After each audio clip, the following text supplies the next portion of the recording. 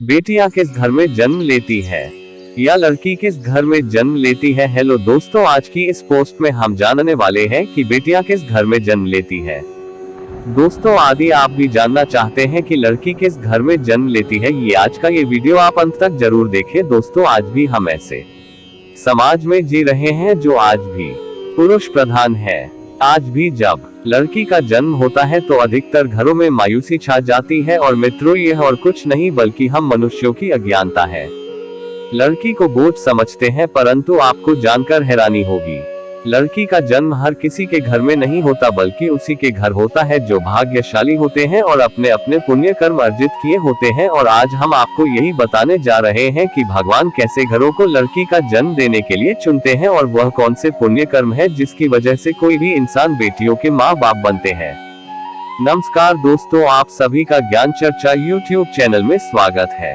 तो आइए जानते दोस्तों, भगवान श्री कृष्ण से अर्जुन पूछते हैं कि माधव किन कर्मों के कारण किसी के घर पुत्री धन की प्राप्ति होती है, अर्थात कैसे घरों में बेटियों का जन्म होता है। तब श्री कृष्ण अर्जुन से कहते हैं, हे पार्थ, अगर किसी के घर बैठे भाग्य से होते हैं तो बेटियां सौभाग्य से, और जो भी स्त्री या पुरुष अपने पूर्व जन्म में पुण्य कार्य अर्जित किए होते हैं उन्हें ही एक बेटी के माता पिता होने का सौभाग्य प्राप्त होता है।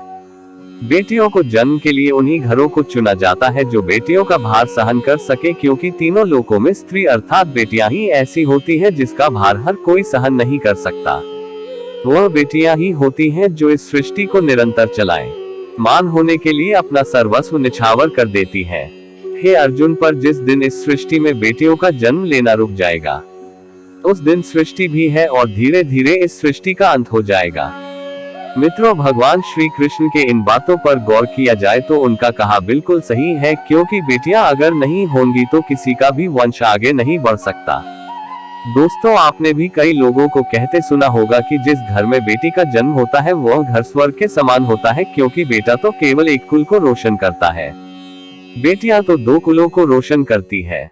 माता पिता के घर वो बेटी के रूप में अपने उत्तरदायित्व का निर्वहन करती हैं, तो ससुराल आकर एक बहू के रूप में सारे कर्तव्यों का पालन करती हैं। दोस्तों, आजकल आप सुनते ही हो, बेटियां बहू परिवार में किसी के मर जाने पर उसका वर्णन नहीं कर सकते, लेकिन ये बिल्कुल भी सही नहीं है, क्योंकि रामायण में बताया गया है कि प्रभु श्री राम के पिता राजा दशरथ की मृत्यु हो गई तो माता सीता अर्थात राजा दशरथ की बहू ने ही उनका पिंडदान किया था, जिससे उन्हें जन्म मरण के चक्र से मुक्ति मिल गई थी।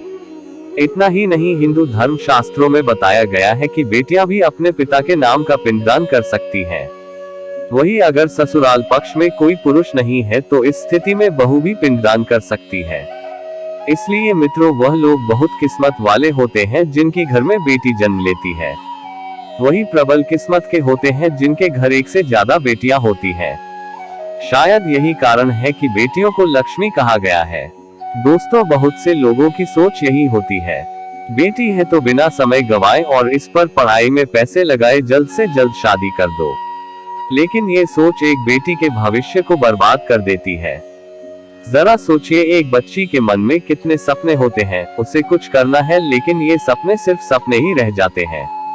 इसलिए अपनी बेटियों को सपने पूरे करने देना चाहिए, उन्हें जीवन में हर वह खुशी दे जो उन्हें मिलनी चाहिए।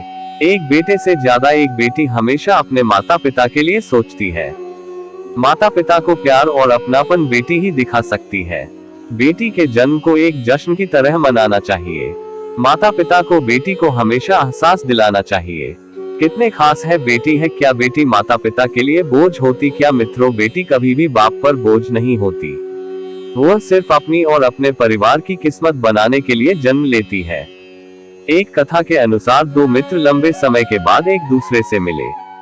एक दोस्त ने दूसरे से उसका हाल पूछा तो जवाब में उसने कहा कि मेरे हाल तो एकदम बढ़िया है, और हो भी क्यों ना मेरे दो बेटे जो है। तभी वह अपने दोस्त से पूछता कि तेरे घर में कितने बच्चे हैं। दोस्त खुशी के साथ बताता है कि मेरे घर में दो बेटियां हैं। उसका दोस्त भगवान का शुक्रिया अदा करता हुआ कहता है कि मैं धन्य हूँ, मेरे घर बेटियां नहीं। ये सुनकर पिता की आंखों में आंसू आ गए।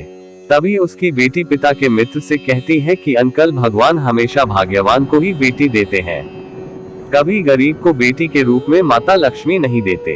भगवान उसी को पुत्री का सुख देते हैं जिसके अंदर पालने की सामर्थ्यता होती है, जो गरीब होकर भी अपनी बेटी को पाल सकता है। एक बार स्वामी विवेकानंद वैष्णो देवी की सीढ़ियां चल रहे थे। बगल से किसान अपनी बेटी को कंधे में बिठाए चढ़ाई चल रहा था।